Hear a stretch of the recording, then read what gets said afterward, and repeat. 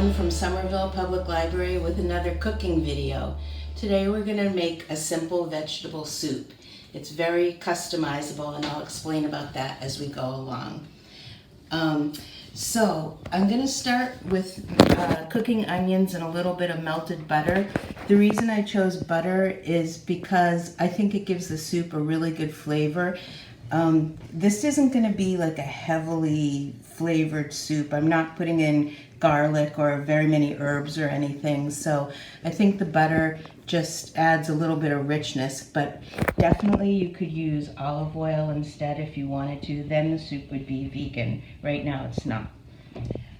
So I've got some sliced onion, a little bit of carrot and celery, some shredded cabbage, some beans. These are green beans from the freezer. They're not pretty, but usually I like to use fresh beans, but this is what I had, so that's what I'm using, and they're going to be fine in the soup. Chickpeas from a can. For the broth, you can make this soup using all water. I've done that plenty of times and it comes out well. Or you can use vegetable broth. I'm going to use a combination, half and half. A little bit of tomato, some salt and pepper, some chopped parsley, and I like at the end to stir in just a little bit of vinegar to this soup. It just gives it a nice little bite. So the thing about the vegetables is you can use anything that you have on hand. Like I said, I went with the frozen beans. You could throw in some corn, you could chop up a potato and throw it in. Whatever, it's completely up to you. Also, about these vegetables, you can see that I've cut my carrot and celery into little slices, and the onion is sliced thinly, and the cabbage is. You don't have to do it that way. If you like big chunks, you can make a sort of like peasant looking soup, and it will still be great. So let's get started. So the butter's melting in the pot. I'm just going to throw in the onion and cook that down for just a minute or two, just till it starts to soften. So the onion's getting soft and translucent, and I'm going to throw in the celery and carrot, the hard vegetables. Let that cook for another minute or two. Now I'm adding the broth and the water, and I'll just say again that it's up to you whether you use all water, all broth, or a combination of both. That's 4 cups of the vegetable broth, 4 cups of water. I think I'm just going to use 2 cups of water. See how that goes. And turn up the heat and bring it to a boil. The cabbage goes in.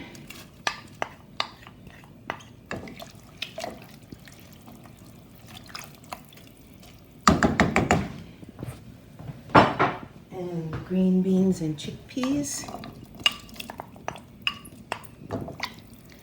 Now I'm just going to bring it up to the boil and then turn it down to simmer and put the lid on and let it cook for about 15 or 20 minutes just to make sure the veg is all cooked through.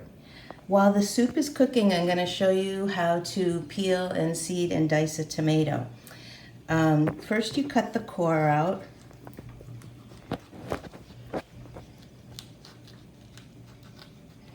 Like that, and then you make a little X through the bottom, the knot stem end, the other end. Then what you do is you get a little pot of boiling water on the stove, and it's not quite boiling, but it's very hot. You put the tomato in, and it's only going to take about 30 seconds for that skin to loosen up. So just going to wait. So I turned it over with my spoon just to make sure that the boiling water gets to every part of the tomato skin. So I got it on my slotted spoon. I just bring it over here to cool it off for a bit, and then you'll be able to see how easily that skin just peels off. I'm going to bring it over to the cutting board. So skin comes off. I don't know how you feel about skin and seeds in your soup. That's certainly not required to do this, but I prefer not to have the skin in there. And the seeds, I'm not super fussy. Cut it in half. And, there's most of the seeds out. It's not all, but I don't care if there's a seed or, several seeds in the soup. Then you just roughly chop it up. And then it's going to be all ready to go into the soup. So the veg, they're all tender now. They've cooked. I'm going to add in this tomato and parsley. Which gives it a little flavor and color. That's really nice. And last of all, I already seasoned it with salt and pepper. Last of all, I'm just going to put in a little spoonful of this vinegar, which just does something that wakes up the whole soup and makes it really good. This is your vegetable soup all ready to go. It's delicious just the way it is.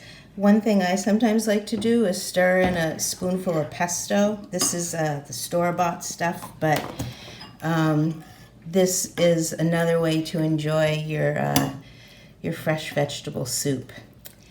And it's really good that way. This is Ellen and Somerville Public Library saying goodbye, and we'll see you next time.